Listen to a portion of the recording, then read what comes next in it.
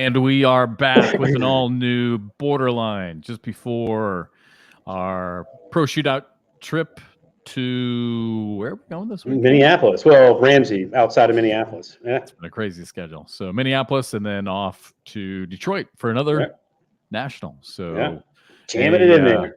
Yeah, a little bit of a down weekend, although it sounds hey, like your favorites this weekend, though, Jeff. Your favorite Super Bowl is this weekend. Yeah, my favorite. Actually, you know what this is? No comment.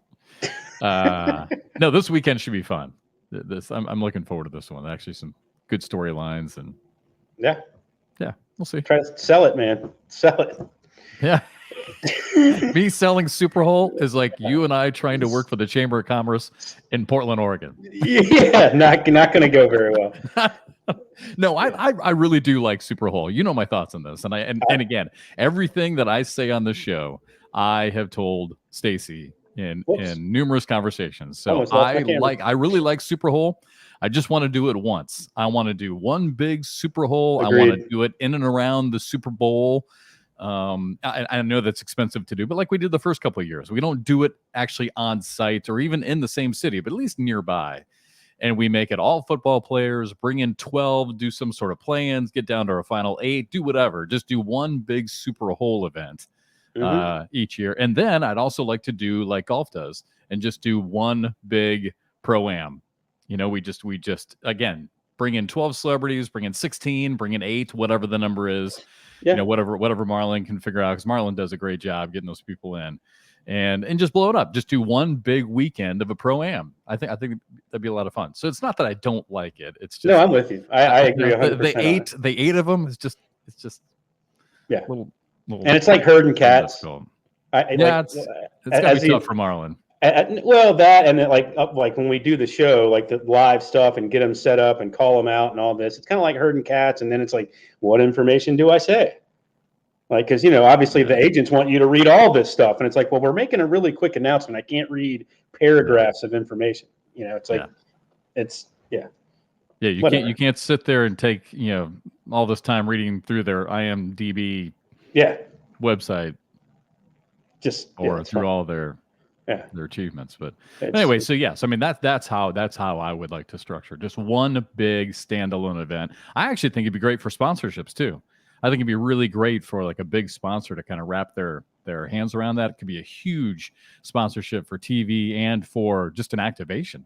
Yeah. You know, an on-site activation. But anyway, that's boring marketing talk. So hey man, if you could make it happen, Jeff. Make it happen. That was my previous world. I don't know if I want that to be my current world.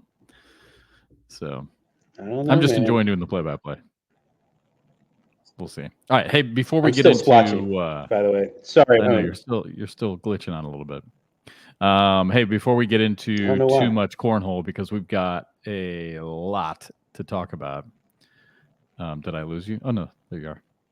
No. Hey, let's throw it back real quick. Little meet Jeff and Bernie, because I mean, they're literally, we've got a list of like 12 things that we need to get to. So quick little meet Jeff and Bernie. What the hell? By the way, first off, happy birthday.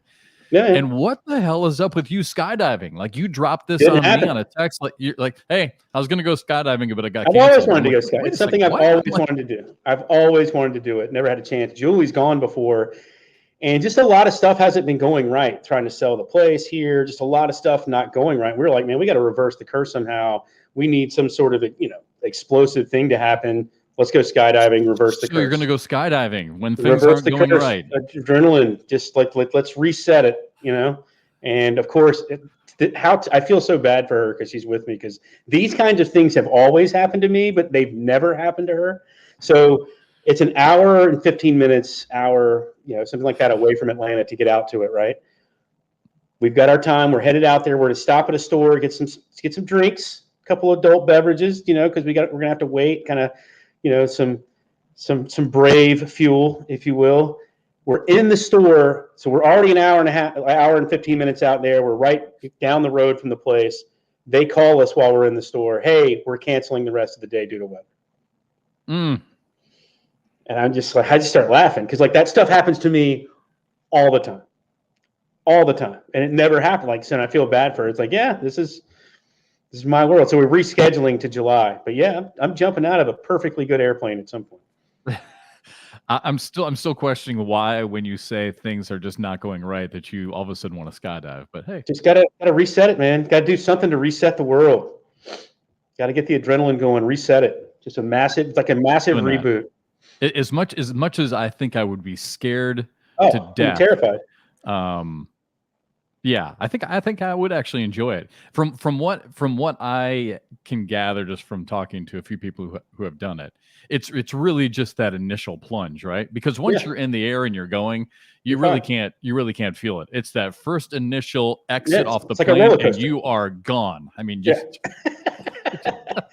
You reach I can't even imagine what 125 that miles an feels hour like. like that, and then you stop. You stay Yeah. at 120. Gravity. You get it to 125 miles an hour, and then you settle there. Yeah. But yeah, that first jump, it would be like going over the top of a roller coaster, which I don't really like. I don't like that feeling when your stomach kind of. But the adrenaline rush and getting to the bottom and knowing that I've done it, dude, can't wait. Yeah, that'll be. As a matter of fact, that. could you skydive or bungee jump? Which would you rather do? Oh gosh, actually, I think I'd rather skydive. Yeah, for sure, 100%. Because Yeah, if something I'm not goes wrong, bungee jumping, you might survive and be in pain or a paraplegic, right? Just for the rest of your life. Whereas if something goes wrong in skydiving, it's going to be a terrible 2 minutes, but then you're not going to feel anything, right? So, Okay, and that's it's not not immediate. exactly where I was going with that thought, but yes. But it's not immediate. It's not immediate. Jumping out of a plane, you don't see the ground right there. Like, to me, that's terrifying. Bungee jumping is so scary to me. I don't think I could do it. Yeah, that and it's the, again, from what I've heard with the bungee jumping, it's obviously the initial plunge, but then when that cord stretches and you get yanked back up, that's when it's just like apparently just crazy adrenaline. Yeah. I don't know. I mean, like the skydiving thing, like I read about where we were going, a 90-year-old just did it, right? He was celebrating his life, jumped out of a 90-year-old can't bungee jump. It's too physical. It's, with that, like you're saying, that snap yank a at the bone bottom. out of its socket. Yeah. So if a 90-year-old man can jump out of a plane and be okay, I think I can do it. All right, good. I like that. I like that. Are we going to get pictures or video? We got the whole package, man. We got the whole package going. Nice. We're gonna have still. I mean, I'm gonna, dude. I'm probably gonna soil myself. I'm not acting like I'm gonna be Billy Badass up in the plane. I'm probably gonna be at the door going, no. Yeah. Like, I cannot wait just to get your reaction. What it was like when they first opened the door and you're like sitting right there, standing. I'll probably be like, knowing me, I'll be deathly quiet. Like when I get really nervous and spooked, I get really, really still and quiet. Yeah. And that's probably what I'll be like. That'll be fun. Well, again, happy birthday. Yeah. And which brings me to part 2 here of Meet Jeff and Bernie. Social media shout outs for birthdays and thank yous versus cards, old school, versus just a plain text. So, do you have thoughts on this? I prefer the social media because if someone sends you a card for social reasons, you're supposed to send a thank you card.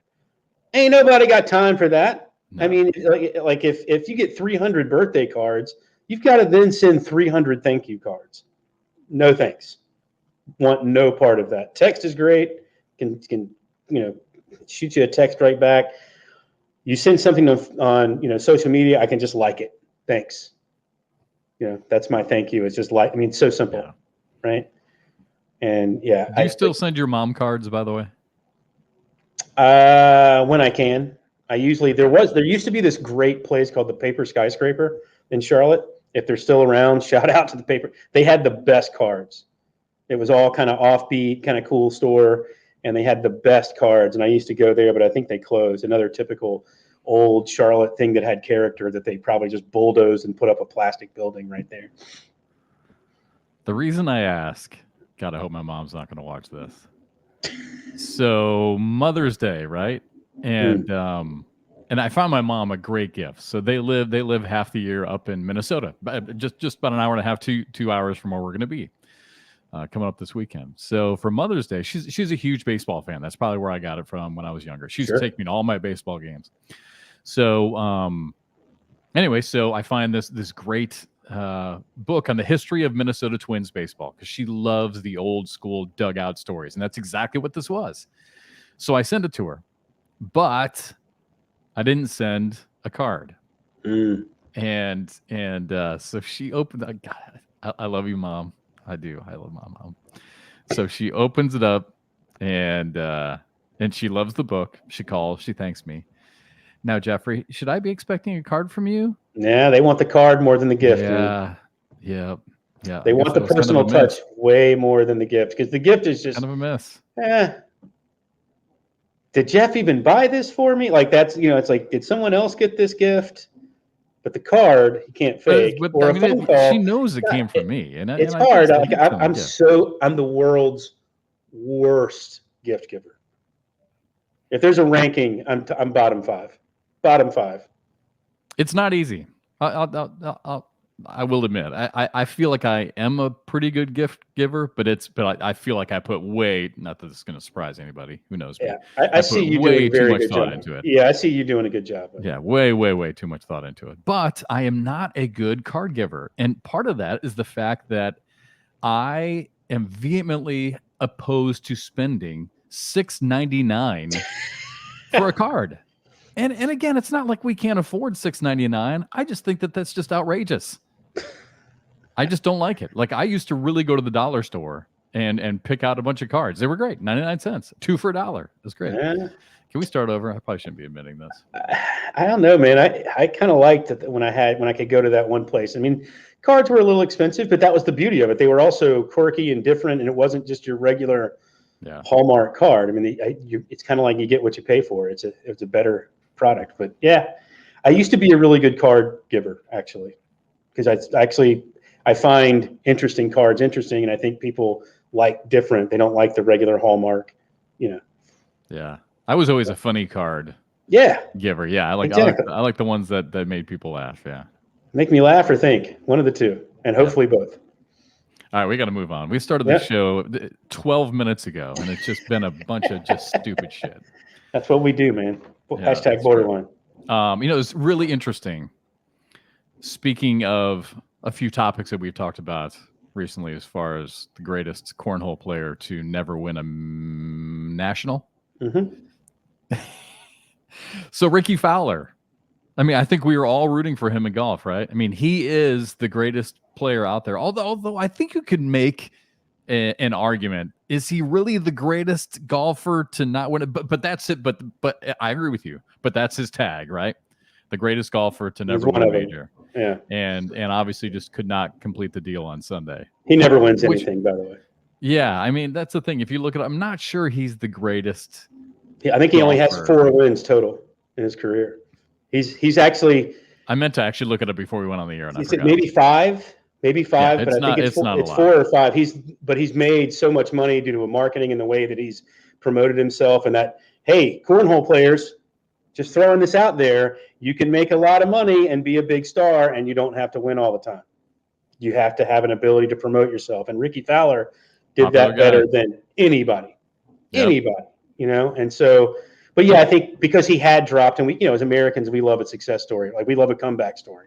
And he had dropped down to almost 200th in the world rankings, and was like, last year at the U.S. Open, didn't even qualify. He was like the first alternate, didn't even get to play. And so this year he's in the final group. I mean, we all love those stories. I feel like he was good enough in his career early in his career to be relevant. And of course, what he wore, I mean, his Puma dealership, I mean, he wore very vibrant, exciting, colorful.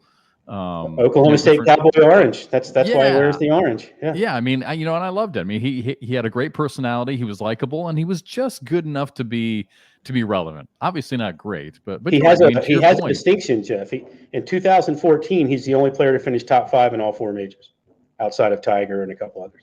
Yeah, without winning. He didn't win one, but he finished top 5 in all 4. Yeah, which is crazy.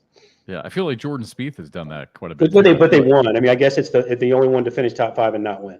Yeah, I feel like Jordan Spieth has had, I don't know how many second place finishes, but so it was interesting because we were just talking about our greatest cornhole player to never win a major being Devin Harbaugh, and then we watched Ricky Fowler the next weekend. So I thought that was interesting. But it shows you. I think there are a lot of similarities between the sport of golf and cornhole. I mean, physically, mentally, and just in the competition. Because I mean, every weekend, and you and I've talked about this before. I mean, really, you could pick. Like, it's so hard. We'll go through this later because I did print out the DraftKings odds.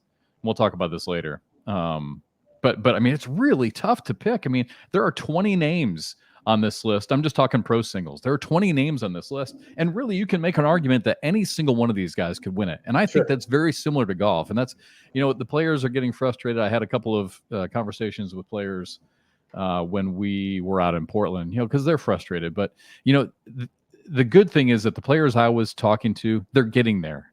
Like, you just have to get there, be in the discussion, be competitive, and sometimes it just takes a few breaks. And but some of these players just need to keep their head up and just stay in the game. Well, just get there. And the same with golf. You just have to be in the conversation on Sunday. To the Ricky Fowler point, if you want to talk about some of the players that are struggling, I think some of the players that you're talking about, they get close, but they kind of Ricky Fowler it, right? Mm-hmm. The talent's there. They've got the bags, they've got the ability, they've got, the skill sets to do it. The reason that Jamie Graham and Matt Guy and others have won so many times is their ability to do very well under pressure.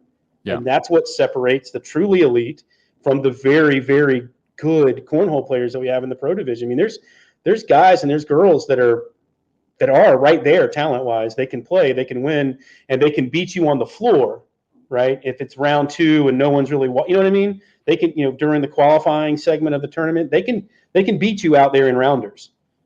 Yeah. But then it gets under the lights, even on the streaming courts, it gets there. And then obviously the broadcast court, there's a difference, and it ratchets up, exponentially each spot you go. And certain people handle that well and certain people don't. And you can't run from that. And I think some of the players that are running from it in our pro division always find a reason to blame something else. Mm-hmm. And that's their way of running from it. It's not my fault. Yep, I do hear a lot of that. It's not my fault that I'm losing. It's this, it's that. It's not my fault. And I think the players that take ownership of that tend to advance. And I think Devin Harbaugh is a perfect example. Someone that was kind of in that same vein, that's kind of taken ownership of his game and said, you know what? I'm losing because of me when I lose. It's nothing else. It's me. Yeah. And now that I know it's just me, I can control me. Right. And so, and now he's kind of elevated himself to number 1 in the world, still needs a big win to kind of solidify his place in the game. But I think, since he's taken ownership of himself and his game, we've seen what's happened. And I think there's a few players out there, and I'm not going to name names, but players that I'm close to that I really, really like as people that just find a way to blame everything in the world but themselves. Yeah, I hear it too. I know exactly what you're talking about. This is not on my list of things to talk about, but something you just said just kind of struck a nerve with me. Can you make a case for Jamie Graham being really totally overlooked at what he's done for the sport and what he's done in this sport? Absolutely. I mean, I just thought about this. I mean, do we need to start thinking about Jamie Graham differently? Yes. As far as a player and what he has accomplished. I mean, he's Matt Guy, but he's in his mid-20s. Bernie, he's 24 years old. I know. I mean, all of a sudden, I'm like, wait a second. I mean, and you just kind of put into perspective a minute ago about how hard it is to win. He has 18 career titles. He's 24 years old. Yeah. Jamie's ridiculous, man. He's going. Maybe he doesn't get the credit he deserves. I mean, I can't believe I'm saying that, but I think you could make a case for it. And I think it's personal reasons from certain players. I mean, I think there are rivalries and there are cliques in the game, and there's certain groups that, they're all friends, kind of on a base level, not friends, but they all get along as well as they can. But there's cliques. Yeah. There's people that envy Jamie. There's people that don't really. I mean, I don't want to say don't like. That's a little rough, but maybe they're not all best friends, and so he doesn't get his respect because of that. But if you ask anybody who's a great player, I mean, Jamie Graham's one of the it's one of the first on the list, and he's 24 years old, and he's going through kind of a change again in his game, but he's still a top 10, top 15 player, and he's going through a change, right? Like once he gets settled again, you're still talking about a top 5 player in the world who's probably going to win some more tournaments. Now, I mean, that's I agree with you. I don't think he does get because when everyone thinks about like Matt Guy and what he's meant to the sport, blah, blah, blah, first face on the Mount Rushmore of cornhole, we all get that. But who's number 2? Who's the second face? Mm-hmm. That's an interesting question. Yeah. Maybe, you know what? Maybe we should make no one would pay attention to our poll if we put it out there on social media. BoarderLine poll. Who's the second face on Mount Rushmore? I don't know. Who is it? I'm not sure. I'm not sure we can do it yet, just because the sport is so young and the players are so young. I mean, can Jamie be number 2 on there? Sure. Do I put him on there right now? I don't know. I mean, I might be a fool. But for isn't that to saying your no. point? But I isn't that know. to I your know. point? I know. I know. I know. Yeah. I don't know. Interesting. Like so here, like I was doing a bunch of prep, right, for Michigan coming up, for Detroit coming up, and I was going through Joe Neistadt's profile, full-time pro. So top 3 in the world in PPR last year, top 4 and 4 bagger percentage last year, 2 shootout runner-ups, 2 USA cornhole finalists but no wins, 2 state singles finalists but no wins, no national shootouts or wins at in world championships. But yet I'm like, well, he's only 26 years old, and it's even though he's been playing the game for a long time, it's just his second year as a pro. So I give Joe Neistad a pass. But here we are expecting everything from Jamie Graham, and when the guy has a bad weekend or dips a little bit, oh geez, wow, what's happened to Jamie Graham? He's lost it. He's out of it. Where's he at? Where's Jamie Graham? It's our fault. And he's younger and has 18 career titles. So it's our fault. Yeah. I mean, in a way, it's our fault. I mean, we exist in the world of hyperbole, right? That's kind of what we do, right? And so I've done it. I've made mistakes. I've made comments about Jamie and where his head's at. Is he injured? Is stuff going on in his personal life? Blah blah blah. I've said it, right? But yeah, he's still Jamie Graham. You get Jamie Graham hot, he's beating everybody out there except for maybe 1 or 2 players that can go with him A+ game to A+ game. Seriously, handful. I know. A handful at best. And I know there's pros out there going, well, I beat it. And like, you get his A game, you're not beating him. There's like 4 or 5 guys, and that's it, that can beat him when he's playing well. Bernie, we went a few weeks. We didn't even have him in our top 10. I know, it's ridiculous. And now while we're having this conversation, I'm like, I'm an idiot. How can you not have Jamie Graham in there? I get it. He wasn't playing well, but man, maybe he's just not getting the respect that he should, which kind of transitions nicely into a topic we did want to talk about. Nice segue, man. Way to go. We got to keep moving, right? You know how this goes. So our job, this is really interesting when you were texting me this, and we didn't have a chance to, I didn't really have a chance to text you back, but our jobs as play-by-play guys, whether it's live stream or on the TV, our job as observers, as journalists, as broadcasters versus being critical. I would love to know your thoughts on that, because I mean, I've been doing this for a long time, so I always have, and I learned this as a young broadcaster, that you can't say never, because I'm sure it's happened, but you can't really get personal with your criticism. I think it's fair. I think it's fair to be critical as far as I've mentioned this before. Justin Stranger and Eric Davis are 2 players that I have difficulty with seeing how they are going to be consistent championship level players.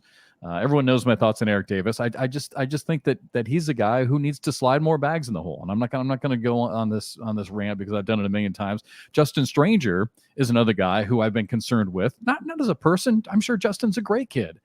His motion is so like a little bit herky jerky and different that I think that would be really difficult to do and really difficult to be consistent with. I could be wrong. Again, it has nothing to do with his personality. It has nothing to do with Eric's personality. I really like Eric. I've had conversations with him. It's just my observation versus being critical. So I'd love to hear your thoughts on that, where you're going with that. You know me. I mean, I have a reputation, but here, when I first was kind of given a role of doing some streaming courts and doing these shows, I was told that my job is to be critical. That's what they want from me, because we have plenty of people that are nice, right? And our job is to be critical. But I 100% agree with you. I'm never personal with my criticism. I am never talking about them as a human being. The problem is that when you have athletes in whatever sport, that's kind of who they are. So when you're criticizing their performance as an athlete, you are criticizing them in their minds. And so it's very hard for them to differentiate, like, hey, I'm just telling you what I see. And I'm not like Anthony and Trey, where I'm going to give you a bunch of PPR, DPR stuff. I'm not that guy. I'm going to tell you what my eyes see. Mm-hmm. And I go 100% by that. And I can be a little overly critical, but then again, I think it's kind of our job. And I would rather err on the side of at least having an opinion than just patting everybody on the back and saying job well done. Right? Because look, let's face it, you're playing a professional sport. It's not where other professional sports are, but it's still a professional sport, and you have to be treated like that. If you want the respect of everyone, and you want the adulation, and you want all the things that come with being great, well, the downside of that is you have people like me that are saying, hey, man, you're not winning as much as you should. You're not playing as well in pressure situations. That's our job. That's actually, we don't get paid a lot, but we get paid to do that. And I don't see a problem with it, even though I think it's sometimes taken as we're being mean-spirited. You want to have a conversation with me, I'm actually a pretty nice guy, believe it or not. But in this type of situation, I think it's our job to be critical and to say what to say what we see. But I'm with you. Should never cross a line and make it personal. Should never be about their personality or what you think of them as a human being. Dan Marino and Charles Barkley have received criticism their entire lives for not being champions. Doesn't mean they're bad people, but there are people out there who will call out Dan Marino and Charles Barkley saying that they are not truly some of the greats of all time because they never won a championship. So no, just to your point, I'm not here to debate whether or not. No. I have a funny to your point, there's always going to be people who are critical. Yeah. No matter how good you are. Here you go, real quick. Caddied at the Ocean Course at Kiowa for a season. We had one of those pro-am tournaments where like the celebrity tournaments. Barkley and Marino both there. Charles Barkley's the greatest guy on earth. Dan Marino is a jerk. Is that jerk. Right? Barkley is as cool as they come, man. I'm telling you, down to earth, great dude. Marino, not so much. But hey. That's my own. So I've taken the criticism. Marino still has his house out there. Marino at one point had a massive like compound on the beach at Kiowa. I mean, I think he actually bought the property next to him, and then blew it all out and just built this huge. Oh, especially when you go on the end of the island out there by the Ocean Course and all that. It's crazy how nice. Oh my gosh, it is. Yeah, it's like some of those houses that you saw at the North Course in Los Angeles last weekend. Yeah, it's ridiculous. So, real quick, just to put a cap on this, like I learned, there are certain buzzwords that you don't. Well, I shouldn't say you don't. I don't say when observing players when they're playing live. I've got a great example. So I was a young broadcaster, AAA. We had a first baseman by the name of Jorge Toca, and Jorge Choca? Yeah. That's good one. That's not where I was going with it, and I never heard that, although people could have made the case. But so Jorge Toca in the Mets organization, first baseman, big strong kid, right? And they called him a 4A player because he just could never make it to he's too good for AAA, not good enough for the majors, so they called him a 4A player. But anyway, so on the road games, I did all the play-by-play by myself. At home, I would do the first 3 innings. My broadcast partner would do the middle 3 play-by-play, and then I would do the last 3. It's nice to get a little bit of break at home. Sure. Anyway, during the middle 3 innings, there was a throw from an infielder on the left side over to first base. And Toca, when reaching out, pulls his foot off the bag. And the play-by-play guy at the time said, that is just an incredibly lazy play.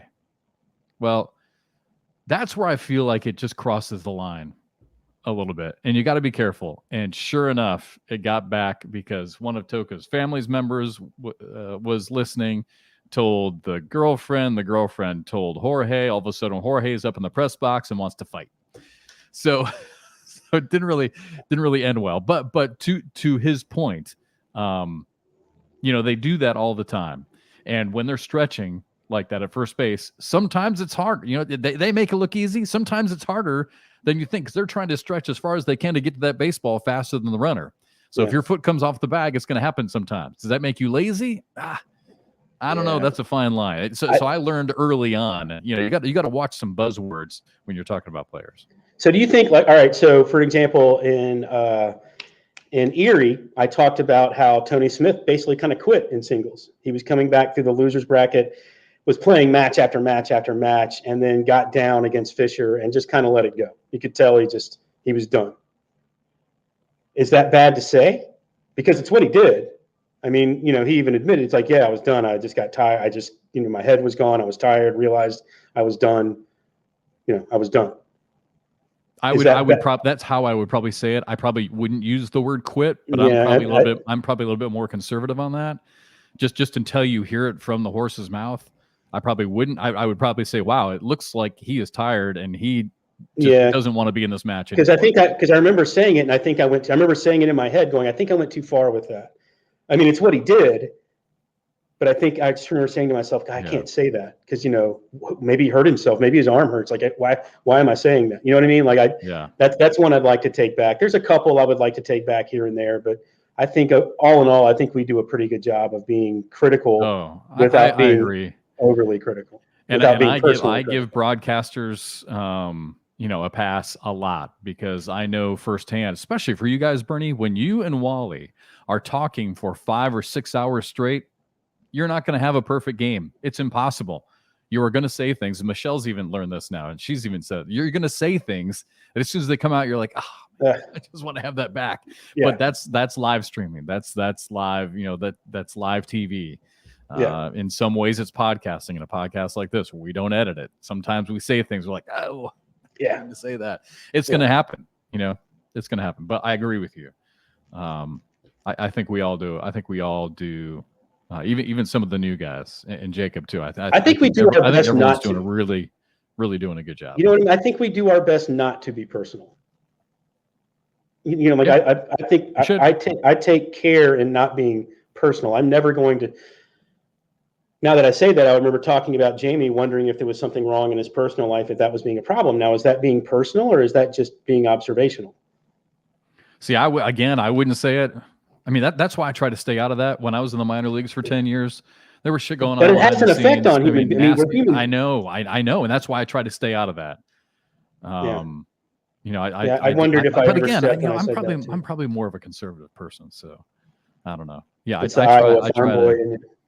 And unless they specifically talk to me about it and say, I will ask them, hey, is it okay if I touch on that? Sometimes they say, yeah, that's fine. I mean, I've talked to many players and they'll say, yeah, hey, it's part of my story. I don't mind. You can talk about it. But unless they tell me, I probably don't talk about that. Yeah, it's something I need to work on. I think I've crossed the line a couple, but not like being viciously personal, but maybe saying something that crosses a line. I don't know. Maybe a little too far 2 or 3 times. But I think for the most part, we're pretty good about it. Yeah, I think so too. Hey, speaking of personal stories, man, we got some great segues today. Yeah, nice job. So again, going through my prep for Detroit. Sorry, I'm pulling up on my computer right now. For the California Slingers, there is a player by the name of Zachary Engelken. Am I saying that right? Zach? I don't know if he goes by Zachary or by Zach. Zach, I believe. We really have such great stories, and this is a personal story. In this sport, and this one, I mean, there were many. I hate to just call out Zach or Zachary, but this one just touched me. So I'll call him Zachary because that's what it says. It's from Seneca, Kansas. He's in his mid-30s, construction worker, ACL rookie this year. For those in Kansas, you probably know him. He's ranked 4th in the state, or ranked 4th in the state last year, but has just a powerful story. So in 2016, and this is just one of many, but I figure might as well use this podcast as a little bit of a platform to talk about some of these. So in 2016, he got pneumonia and it attacked his heart, and that speaks to me personally because there actually at some point in my life when I was younger, something similar happened to me, but on a much smaller scale than this. I actually have a little bit of scar tissue on my heart, but it didn't attack me like this. So it really attacked his heart. He spent 10 months just on machines, right? I mean, just staying alive on machines and just waiting for, he had to get a new heart. And finally in 2017, he got the call, best day of his life, obviously, and he got his heart transplant. And he had always been an active guy, started playing cornhole basically as an outlet. I think he was the starting pitcher maybe in college. but a really great athlete. But he started playing cornhole just as an outlet, and started to get pretty good at it. And then COVID hit, right? And anyone who has major organ issues knows it was a scary time, obviously, for everybody. So per his doctor's orders, he had to shut it down. I mean, he couldn't be out in public at all. So finally, once we get past COVID, started playing again, became a pro, and so he basically had a conversation with his wife and said, are you okay with me starting to travel around and start to play cornhole? And she said, that obviously, yes, she was okay with it. It's gonna be tough because it's a lot of travel, as we all know. But she said, I'm okay with it under one condition. I want you to use your platform to spread awareness and importance of organ donations. So I just think that's a great story, and that actually reminds me, I need to write down the name of the person who he got his heart from, because it's actually in his bio. But Yeah. just a powerful story. So again, he's playing for the California Slingers. He's playing with Jay Corley, and that'll be coming up in a couple of weeks. But again, there's so many stories. I hate to just pick out one, but that one. I love all the bands. If you have bands out there and you're watching and your band represents something that you'd like to promote, I'll wear it. This is still from the anti-bullying. Oh yeah, a year ago. This is still that Do It band. for Drake. Yeah. Yeah. So you got it. I wish we did more with that. Yeah. So just throwing that out there to people. So yeah, so powerful stories. So if you want somebody to root for or to watch, I like that. Yeah, he's definitely a good one. All right, so let's transition over to cornhole with that, because we've got a ton coming up. We've got the shootout coming up this weekend, and then we've got another national. So again, going along with the theme, Bernie, of best players to not win a blank. Mm-hmm. I was just looking at this. There are some huge names right now that have not qualified. So we're 5 qualifiers down, only 3 shootout left. Series. Yeah, to get into the money. So coming up this weekend, I was looking at some of the odds. Let's just start with pro singles. So these are names of, big time names of players who have, believe it or not, never won a singles pro shootout. Again, we've only been doing this for what, 3 years, but still, some of these names surprise me. Justin Burton Jr., I checked his name. I don't think that really counts. It's his first year. Yeah. But some of these other ones, Devin Harbaugh has never won a single shootout. Yeah. Joe Neistat, Hunter Thorne, Jacob Trzynski, Matthew Creekkiller, Philip Lopez. This is Steve Bernasette, Jordan Power. And these are in singles, but these are singles, by the way. Yeah, Trey Birchfield's never won a single shootout. Yeah. Here are a few names of guys who have never won a shootout. Some of the names who are left who have never won a shootout, period. Singles or doubles. Joe Neistat, Matthew Creekkiller, Jacob Trzynski.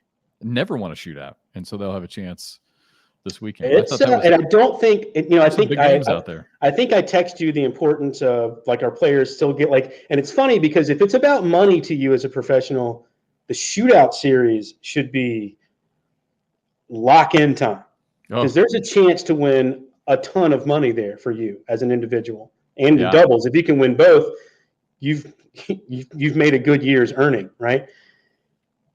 But yet they don't win as much money in some respects playing in the nationals into worlds, but yet, obviously I think they would rather be known as someone that's won a national or was won worlds. Isn't that funny? Yeah. Because they talk about, we should be winning more money. It was like, well, here's the shootout series throwing money at you. Pays more money. But there's this, and it's round limited, which some people still frown on. I don't know. And I wonder if there's some players that have kind of like Ryan Smith, for example, seems to always be there. Hasn't yet this year. I was going to bring him up. He, believe it or not, doubles though.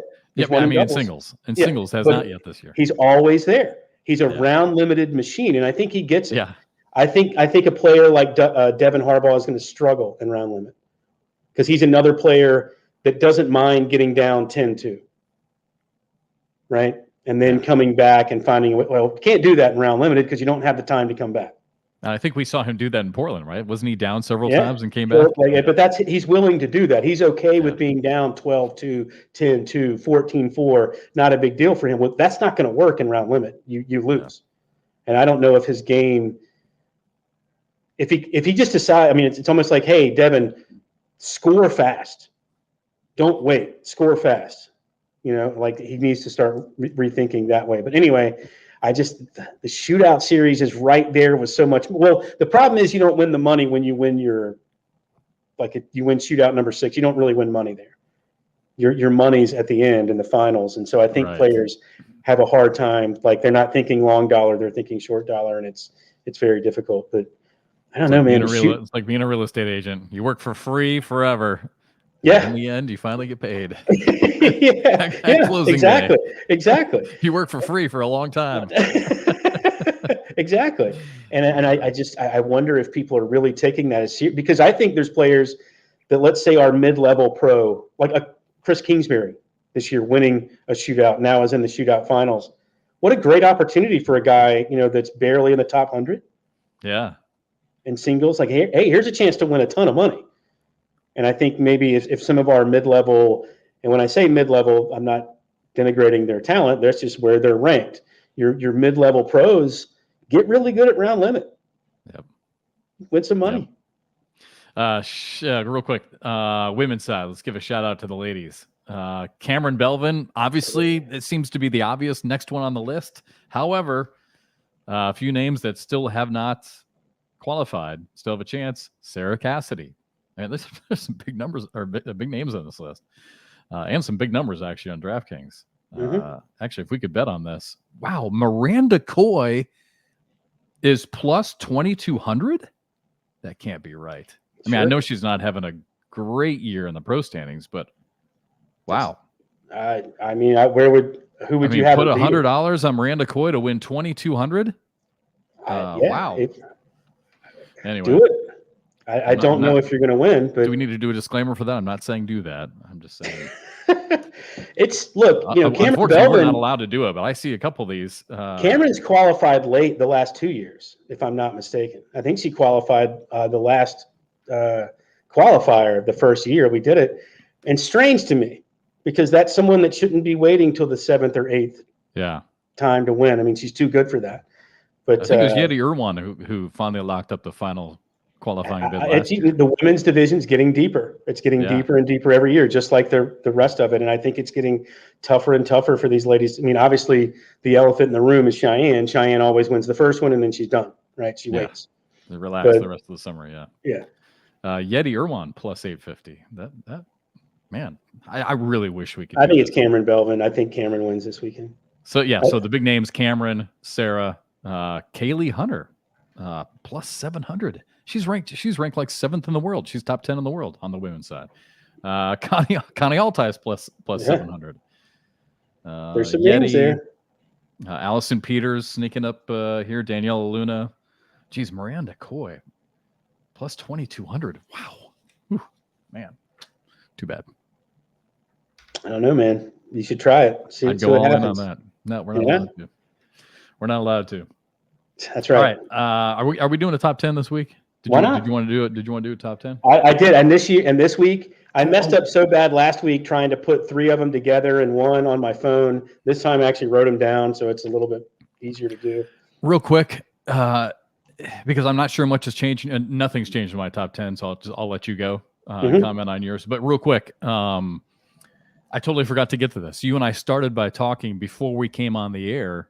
I really wish we had like some sports information directors or some people to feed us what happens at the state level and at the regional level. Apparently there were some big headlines. Like you said, Alex Hicks won in Kansas. I'm not sure that's a big headline.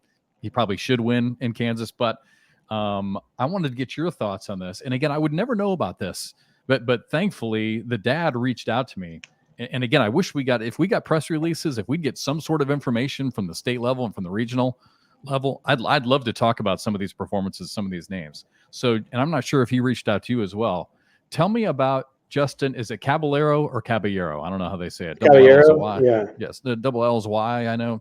Yeah. So Justin Caballero is the dad, right? Of Easton and Trevor. Yep. So you and I were having a discussion a few weeks ago about So, you know, we were having the discussion, is there a player out there who could be, right? Like the next Tiger Woods, the next Michael Jordan. So Easton one, albeit competitive level, but still one competitive singles down in Florida, correct? And he is 5? Yeah, I'm not sure. I'm not sure where they live. That's what. So again, this is the problem. We have to rely on Facebook and parents. So again, but if I don't know why Justin would lie to us, reaching out to us. Yeah, But I his wish. son Easton is 5 years old. One Yeah. competitive sing. Is he throwing from 27 feet? Because I've seen some video when he was younger. That he's throwing at the juniors line, which is like 21 or something. Yeah, like that. I mean, his comment was about Trevor being the, the transcendent player coming up. And how old is Trevor? I mean, Easton's 5. What's Trevor? He's not 7, very 9? 7, 8, 9, somewhere in there. Obviously amazing what those kids can do. But Easton at 5 years old won it. One competitor at 5. Yeah, I mean, what? Crazy. Yeah. Anyway, I'd love to get some information on that so we could pass that stuff along. We need an SID. We need an SID of some sort, but there's so many directors. I mean, there's hundreds and hundreds of directors that someone would have to wrangle up, and we'd have to depend on the directors to give us that information in a timely manner. Even just the rankings, even just or not the rankings, even just the results. Yeah, which they do. They just do it on Facebook. So then you've got 100 down and I don't have Facebook. time to go through 256 Facebook posts. Yeah, I mean, I just there's no way I'm going to do that. No one is. No one in the media is going to do that. I'm with you, man. A little bit of help. It's tough. It's tough because to the players out there, the average player, they put a lot of weight on all those tournaments. Those tournaments mean a lot to them, whereas you and I are very national centric, shootout centric, things of that nature. Well, they're maybe even the opens, like those folks are putting a lot of weight on those local tournaments. So it would be nice to know exactly what's going on instead of having to chase it down. But well, the opens we get. I mean, the nationals, obviously, shootouts and the opens we get information on. It's all on the website. But for some of this, grassroots stuff, to me, that's a big story. So Justin, thank you for reaching out. I wish we had more time to talk about it. Congratulations to Easton. Again, I'd like to know more about it, about what happened in the details. But I mean, truly, at 5 years old to win a competitive singles at 5? Yeah, it's insane. That's crazy. All right, wrap it up. Top 10. Again, my top 10 is the same. Jake Gore, number 9. Jamie Graham, number 9. Jake Gore, number 10. Jamie Graham, number 9. Alex Rawls, Matt Guy, Devin Harbaugh, and then my top 5: JBJ, Caleb, Fisher, Mark Richards, and I'm going to keep Tony at number 1. All right. I actually had some others that I wanted to mention that are not in my top 10. Logan Chamberlain, Joe Nista, Jacob Trzynski, Jake Gore. Your first 4 out. I've got Hunter Thorne, Logan Chamberlain, Cheyenne, JT, Alan Rawls as my first 5 out. Yeah, those are my first. And now I'm cheating again at number 10. I've got Jamie Graham and Matt Guy tied at number 10. Yeah. I'm cheating again. Number 9, Alex Rawls. Guys won a national. If you look at his rankings, I think it's 16th or 17th, 16th, I think, pro singles. But the guy's won a national. He's got to have him in the top 10. Yep. Number 8, my 8 spot, Hunter Thorne. A guy. Wow. Well, 8's my number where I put in someone kind of all over. I like it. Yeah. If you look at the rankings, he's a top 10 player in singles ranking. So welcome to my top 10, Hunter. 7, Alan Rawls. He has to be there. He just has to be there. If you look at what he's done, he has to be there. I'd like to be able to argue, but I can't. I mean, the fact that people don't put him in there, it's insane. Just look at what he's done in singles. He has to be there. I know. I don't know how. Number 6, Tony Smith. Probably should be a little higher. When I looked at his pro singles ranking, he's outside the top 10 in pro singles because of the beginning of the year. Right now, he's one of the top 3 or 4 players, but because of the beginning of the year, that still kind of counts for me. So number 6, Tony Smith. Number 5, 45 seconds, by the way. Caleb Batson. Number 4, Fisher Hamilton. Number 3, Justin Burton Jr. Number 2, Mark Richards. Number 1, my guy, Devin Harbaugh. Okay.